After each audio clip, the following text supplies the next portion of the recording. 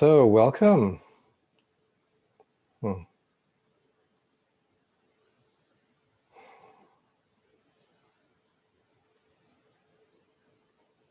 It's beautiful to see you.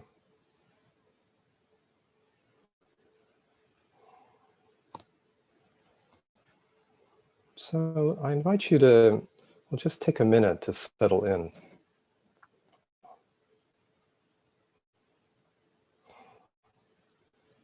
You know, open the scope of your awareness.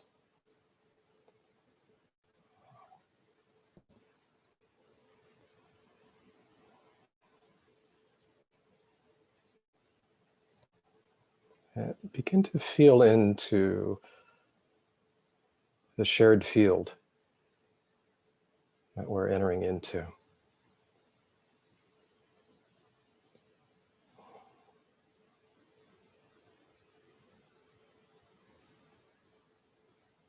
It's subtle, but palpable.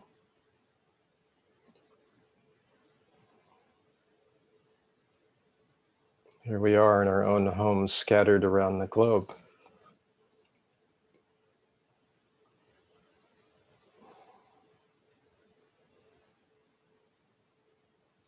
But we're also joining one another.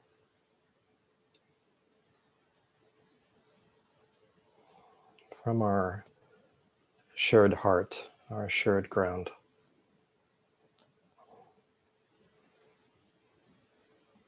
So just take a minute to feel into this that we share.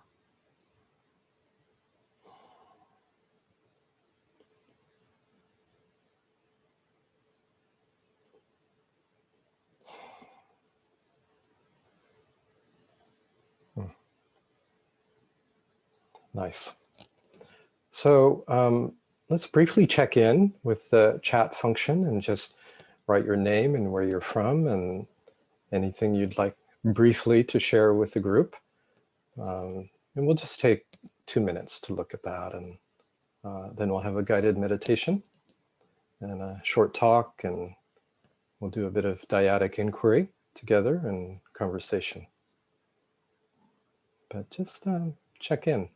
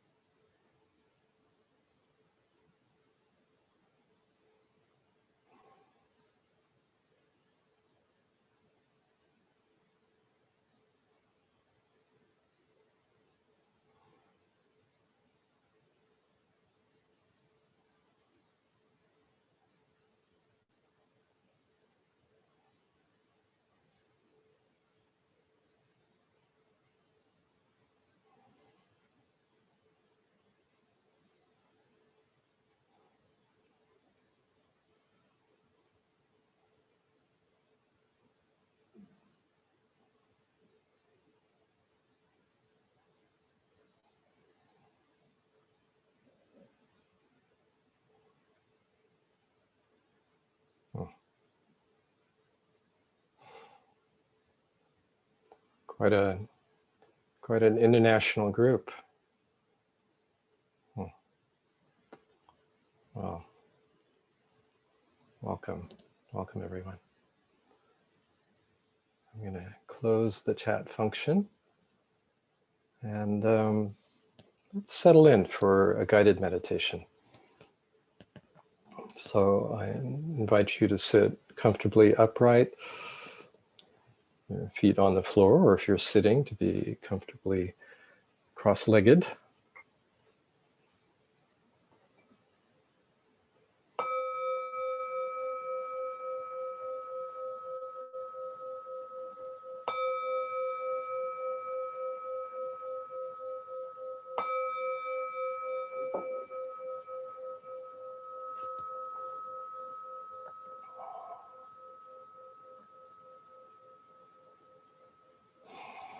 And take a few deep breaths.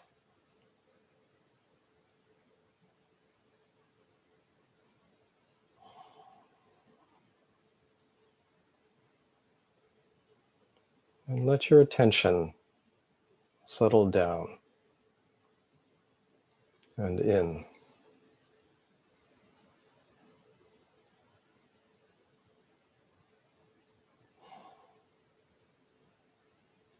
With permission to the mind not to have any problems to solve or anything that it has to think about. Of course it will anyway, but nothing to achieve, acquire, attain, change.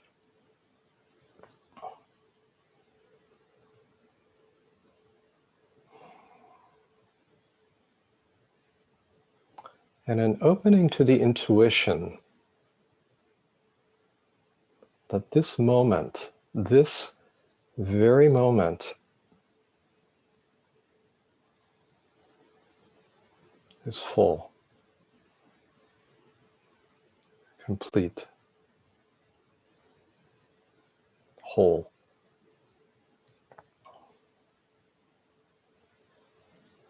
As you are.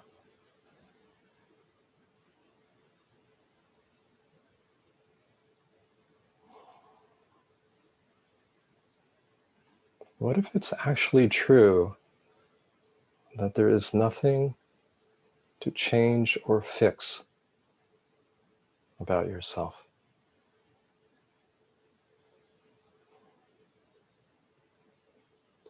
I invite you to let that in. It's a rather radical suggestion.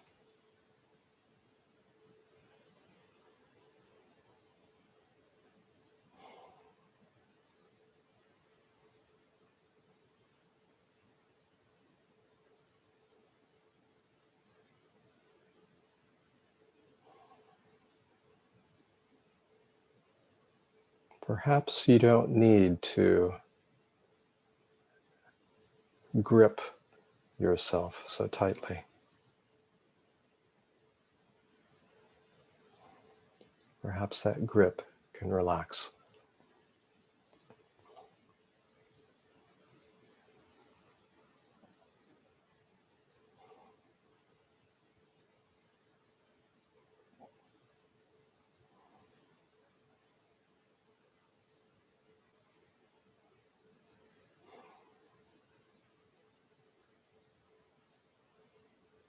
What would it be like to deeply trust yourself?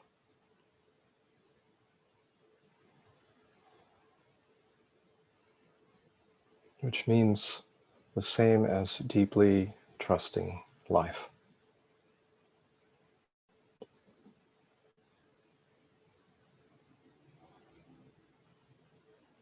Something in you knows.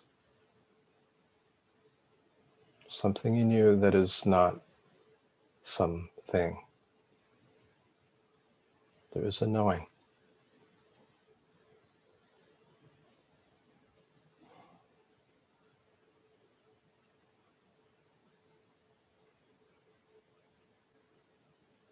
And this trusting is not conditional. It's not about trusting that things will work out in the way we think they should. It's deeper than that.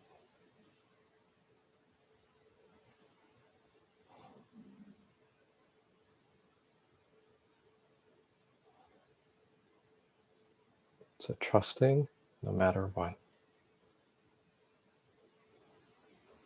And feel what happens to your sense of the ground, either your resistance or relaxation.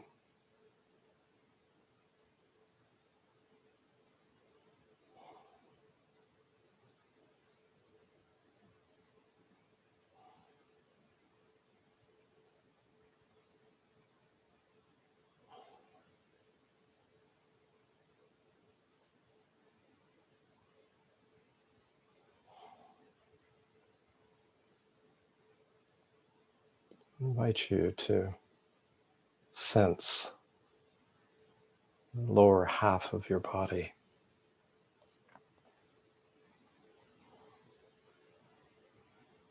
Your pelvis,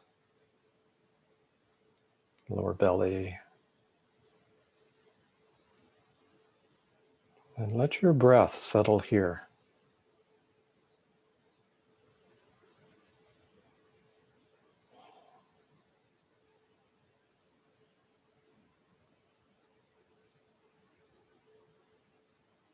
What would it be like to simply be breathed?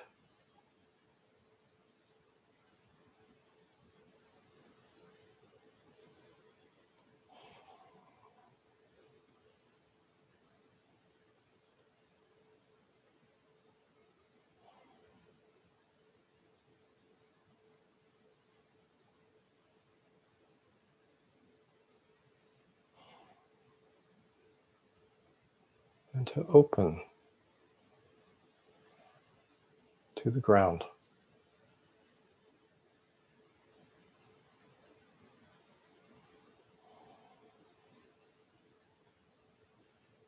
To let your exhalation completely empty out below.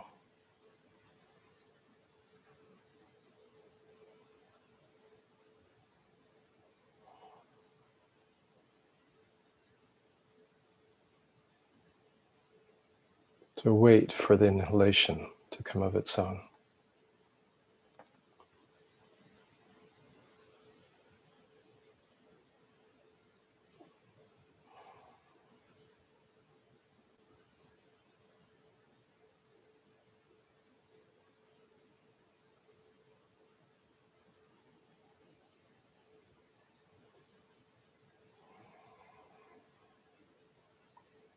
To be willing to be emptied.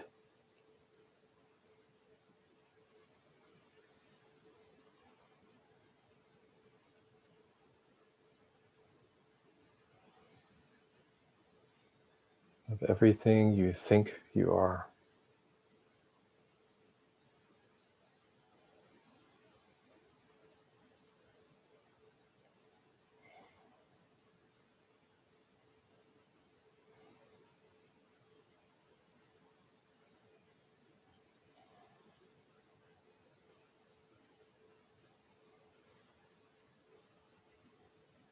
And to be willing to be filled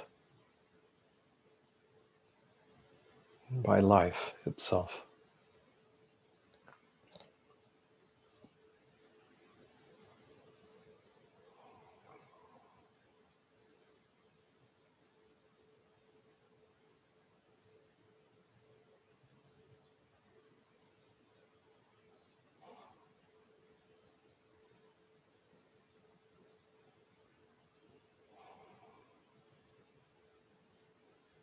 To relax all your finger holds and toe holds, all your clinging and grasping.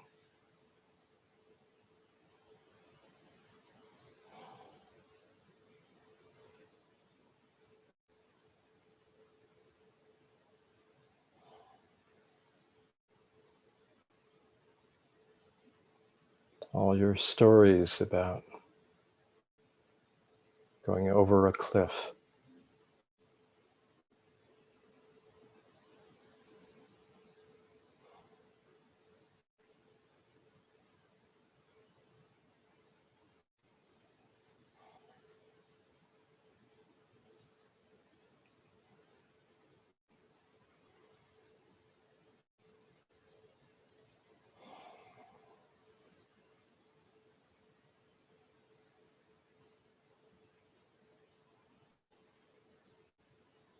to abide in a profound, silent darkness.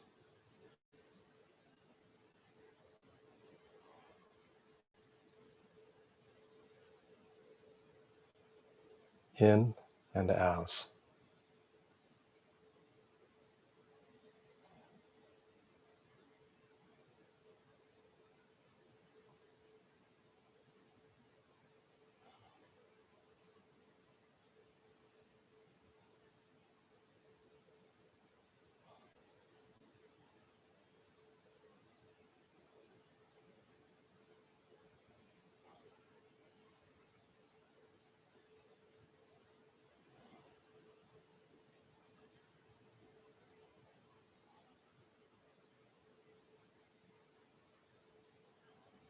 A darkness that is full, infinite potential.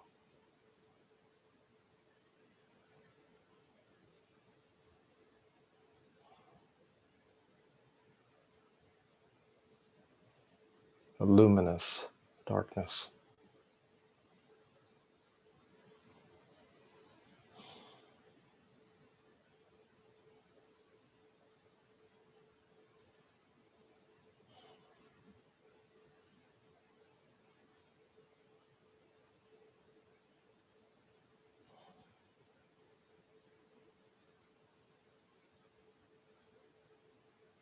I invite you to open your eyes a little bit, just a little.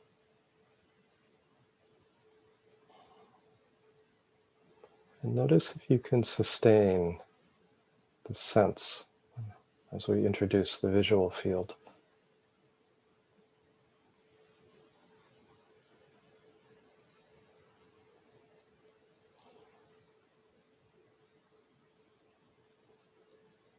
And notice what happens to our experience of what we call the environment, what we call the world.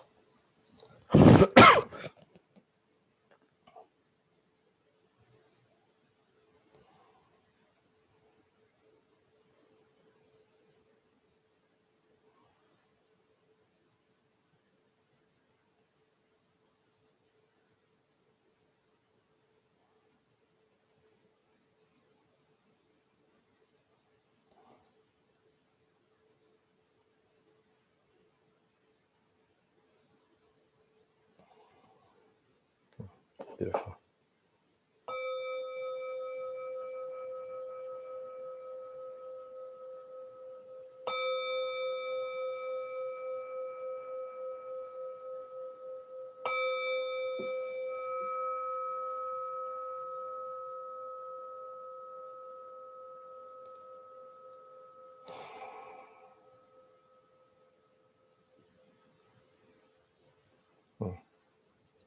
Well, welcome again.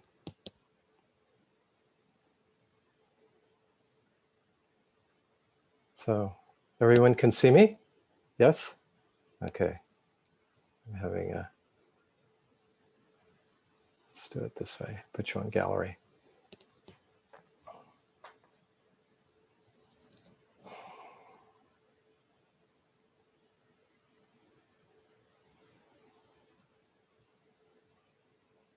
Well, as often happens for those of you who've been with some of these gatherings with me, it takes a little while to warm up the speaking function.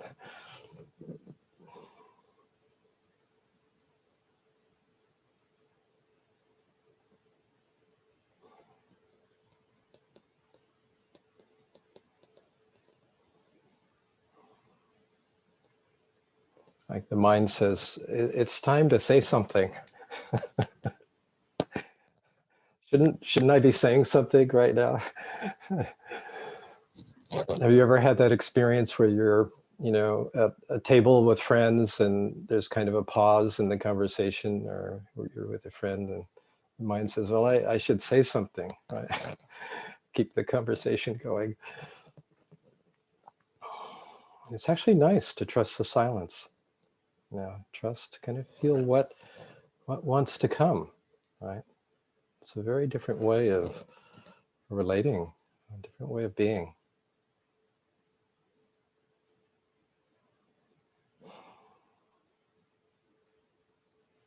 So one thing that comes right now is just a feeling of love,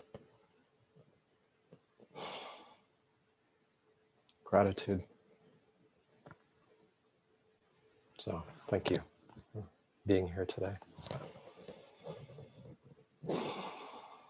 So we're looking at the theme of discovering our deepest ground. And last week I was talking about different dimensions of the ground, and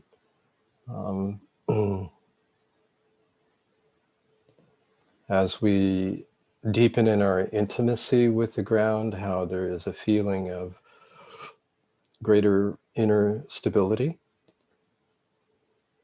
a sense of attention really dropping down into the lower belly, a sense of coming into and trusting our inner authority.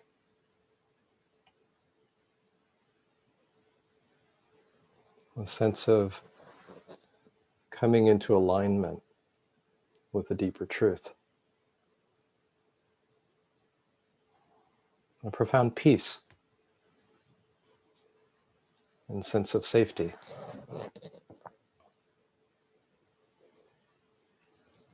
So if this is true, and it is my experience, and it's been the experience of those that I've worked with, why in the world would we resist that?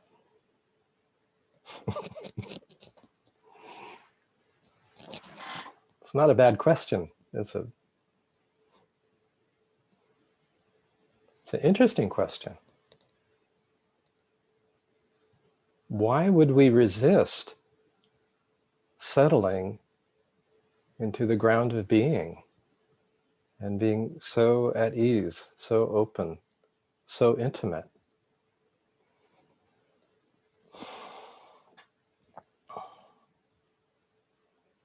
I have a few suggestions, but what's important is that we find our own answers, right? Like I can give a general suggestion, and as other teachers can. But what's important is to actually recognize what's true specifically in our own case, and then begin to examine and investigate. Not because we're trying to improve ourselves, not because we're on a project to be a better person, but simply because we love what's true. And we want to know, because we're willing to face our experience as it is.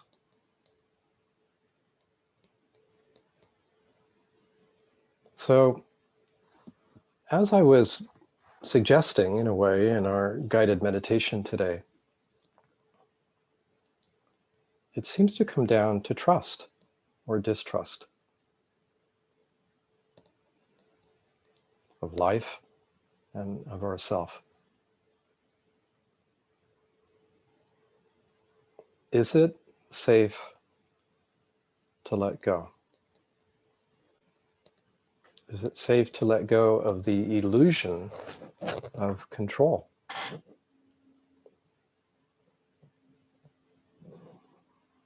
So a lot has to do with, it seems to me, this theme of control and our fear of losing it and what will happen if we do. I was never aware for quite some time of how tightly I was holding myself. Holding myself in, holding myself up, gripping. I really had no idea.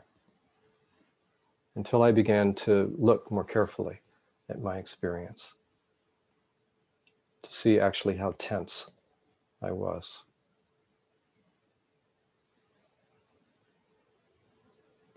How I was relying on the mind to try to know who I was and what was happening in order to control.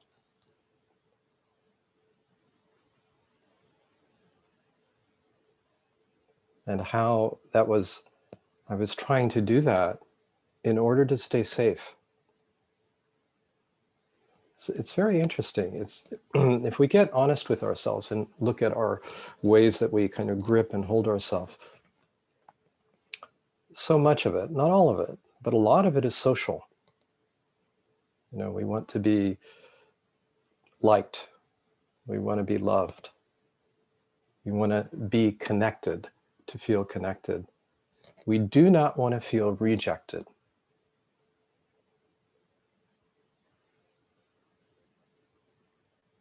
Well, can you relate? Right? Because what happens if we're rejected? Like a lot of, this is where it's so interesting. So much comes down to survival, right? Social anxiety, the desire to be accepted, desire to be recognized, the desire to be liked, or at least not disliked, to be okay, to belong.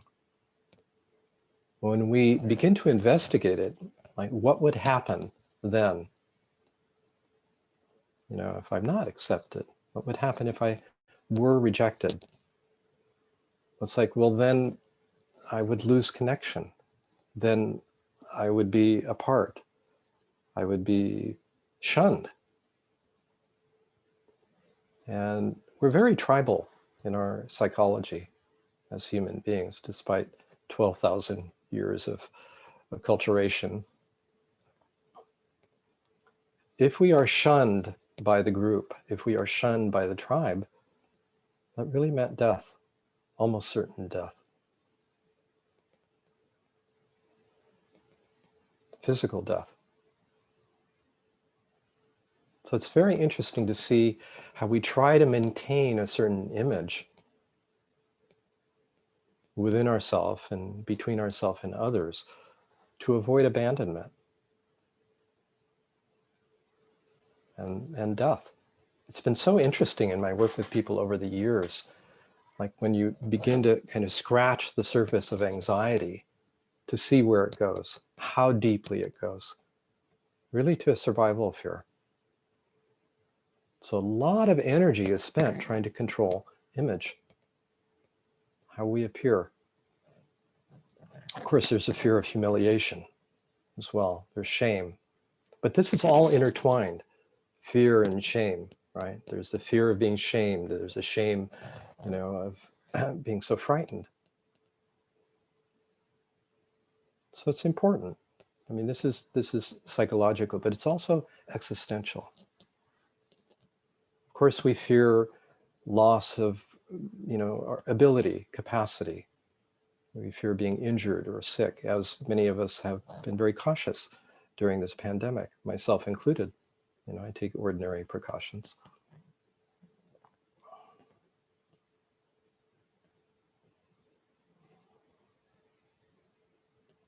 So fear of survival. And it's interesting, when we begin to inquire deeply into who we are, there's this, sometimes we fear that we're going to die. It's like we conflate our self-image with the body. Like we have a body identification and we have an identification with who we think we are, and we mix those up. And the fear is if we lose who I think I am and my image, then this body will not continue, or it won't be able to function. Often it's a fear of disability. Like I'm not going to be able to take care of ordinary life, navigate ordinary life. The good news is that's not true. The good news is life actually flows much more simply and freely when we're not stuck in the story and image of who we are.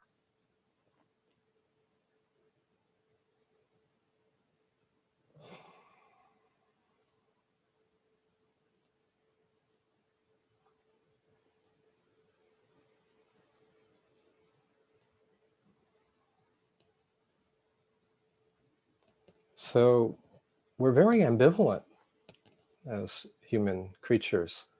We have this love for freedom, this love for intimacy. And by the way, as I mentioned that, this fear of losing connection is really a deep one.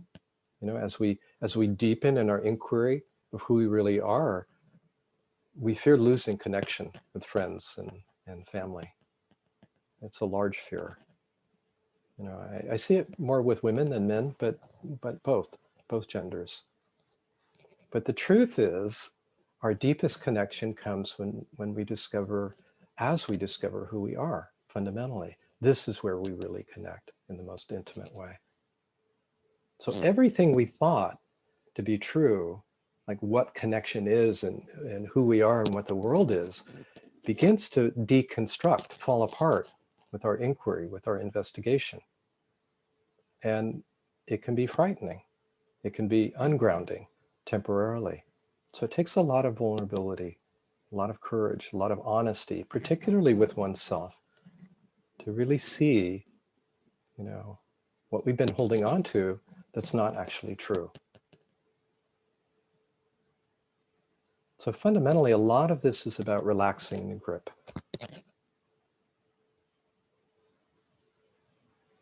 And learning to trust. And it's not as if we're unable to think. We think more clearly. It's not as if we're unable to connect. We connect more deeply. It's not as if we're unable to act. We act actually much more spontaneously and creatively. It's not as if we go over a cliff. There's no cliff. The cliff is in the mind. There's the myth of the cliff myth that we see a lot in spiritual, on the spiritual quest. I've had people ask me to help push them over the cliff. There's no cliff. The cliff is in the mind. So it's for each of us to actually not, again, as I said, not to improve ourselves, but actually, as we notice gripping happening in our life, to be open to it with affection, with curiosity. Next time we'll talk more about receiving fear and shame and distrust from presence. But today we're focusing more on beginning to recognize where we resist. I was saying we're ambivalent creatures, right? It's like something in us, actually our true nature, loves the truth, loves openness, loves freedom, right? And then we have our conditioned body mind, very much oriented towards survival, psychological survival, physical survival. And we have our own unique and special configurations around that. So what I wanted to do today is, rather than talk a great deal about this, is to give you an opportunity to investigate this on your own and to do so in twosomes, and to do it in a form of a more formal way of meditative inquiry, dyadic, meaning twosomes, meditative inquiry. And it's really quite simple. I mean, this suggestion, that you break off in a room with a total stranger can, so-called total stranger, can perhaps bring up a little anxiety, but actually you're just meeting yourself, okay? You're meeting a friend. And the form of inquiry will be like this. You will have about 20 minutes altogether. You can choose who will pose the question and who will receive the question. If there's 3 people, you'll have to split the time into thirds.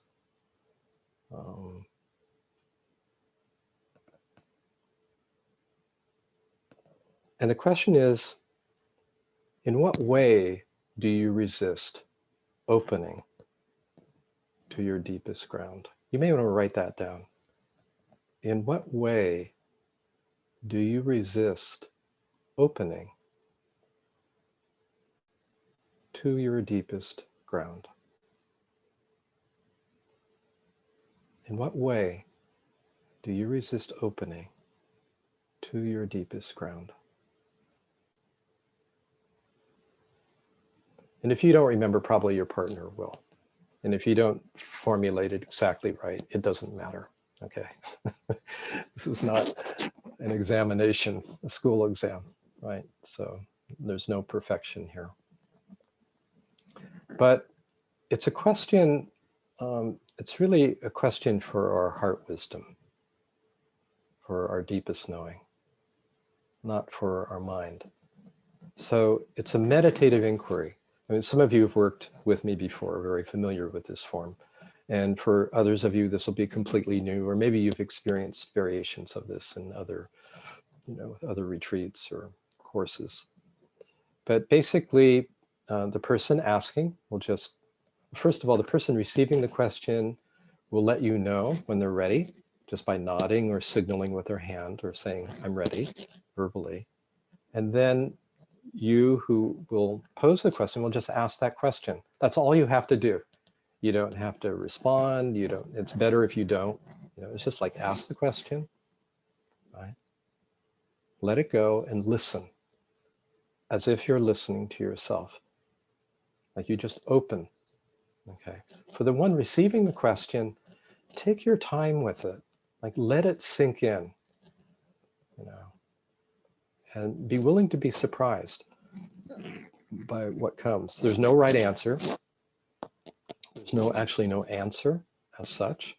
It's just a response that arises spontaneously, and it may come in any form. It may come as a subtle feeling or a sensation, what we call a felt sense. It may come as an image, may come as a word or a phrase, or there simply may be a direct silent knowing that comes to you.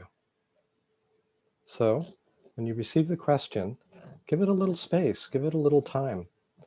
And then when something comes, you don't have to share it. You can pass in terms of disclosing, but it's fun actually to kind of share with your partner what comes. And then when you're ready to be asked again, you just say, okay, you nod, you signal in some way. And the person posing the question does that. We'll go for 10 minutes, unless you're in a triad, in which you'll go probably for 6.5 minutes or so. Sarah will signal kind of the 10-minute mark for those of you who are in dyads. And there may be a little chaos at first as people get paired together, and maybe someone's there and someone's not. And so it may take a minute or two to kind of sort out who shows up. So that's basically it. We'll do 10 minutes in one direction, 10 minutes in the other, and then we'll come back and share your experience and any questions and discoveries that you have.